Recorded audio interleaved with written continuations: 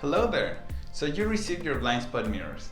Now it's just a matter of sticking it to your car with this adhesive and then get inside your car, roll down the window and adjust it up or down to the exact angle that you want. And you're done. Now let me tell you two very common mistakes that a lot of people do and answer a question that almost everybody asks.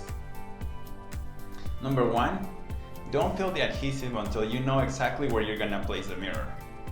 I guess this is a common mistake, but people get super excited and peel it off and then they don't know exactly where it's gonna go. And number two, don't drop it. When you're trying to figure out where to place it and how to place it, it may slip off. If you drop it and break it, please let us know and we'll do our best to help you. Lastly, we believe our customer service is the best. If you have any questions, simply send us an email or shoot me a text.